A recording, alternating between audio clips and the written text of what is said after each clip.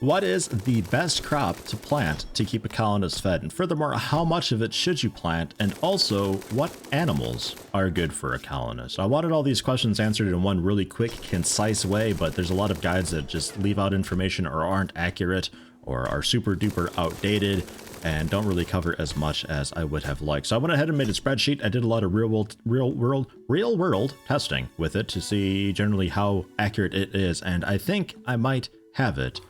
I will quickly run through the spreadsheet with you, and I will make this available to you as well if I can figure out how.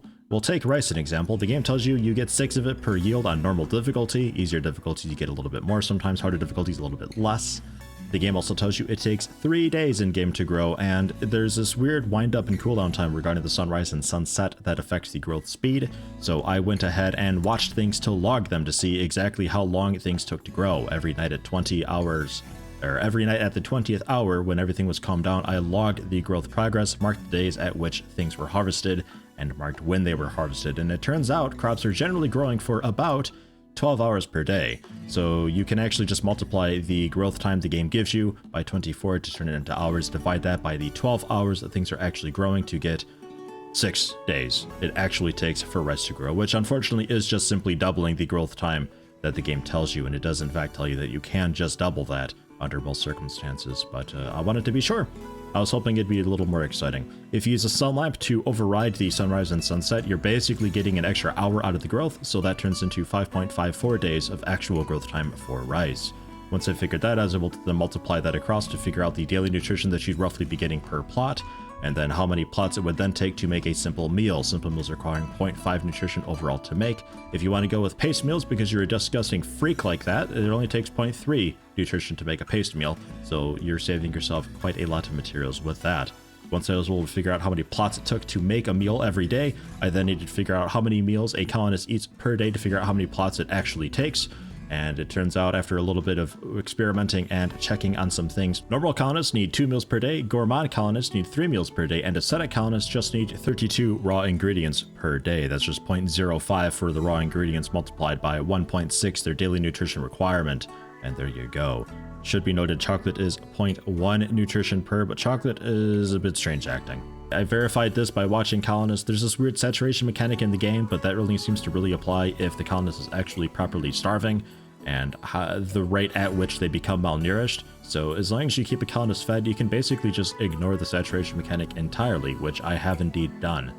So once I figured out how many meals it took to keep a colonist fed, I then was able to figure out how many plots it took. For a normal colonist, using rice, you need 20 plots. For a gourmand, you need 30. For an ascetic colonist, you need 32. Nice, round, even numbers. I think because rice was the game's, by default, just baseline crop, so it actually works out quite well. Again, if you're using sunlight, this is a little more efficient because it grows slightly faster. If you're growing stuff in rich soil, I have that down below. It requires 14.28 crops of plots of rice to keep a normal colonist fed, 21.42 for a gourmand, 22.85 for an ascetic. It's all here. There's a couple oddities though that I want to point out that some people ignore. Chocolate cannot be made into meals. Chocolate also doesn't really get eaten as you would expect. It's only eaten when a colonist begins starving, and even then they only eat a little bit at a time, not enough to actually be full. So it's really not a great crop. Chocolate and potatoes, and also haygrass, have fertility sensitivity that a lot of guides seem to ignore or misinterpret. The sensitivity of, let's say, potatoes, an example, is pretty low. And if you plant potatoes in rich soil, instead of 140% growth rate under ideal circumstances, it'll actually turn into 116%. And hydroponics down from 280 to 172%, which is a pretty huge jump, and that makes potatoes actually one of the worst crops to plant. It's really not very good at all whatsoever.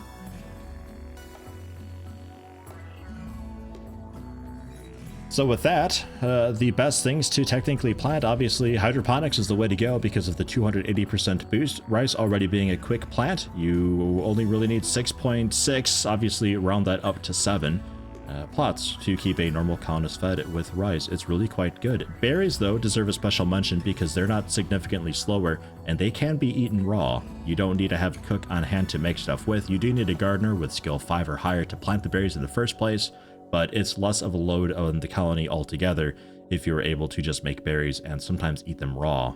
I also did the same stuff for haygrass because I needed to know the haygrass daily nutrition so I could figure out for animals, which animals, two types of animals. There's the milk animals, the egg animals. Eggs give you 0.25 nutrition per. Milk gives you 0.05 nutrition per, same as the rest of the crops, except cocoa, which is 0.1, but again, cocoa, it's a bit of a strange one.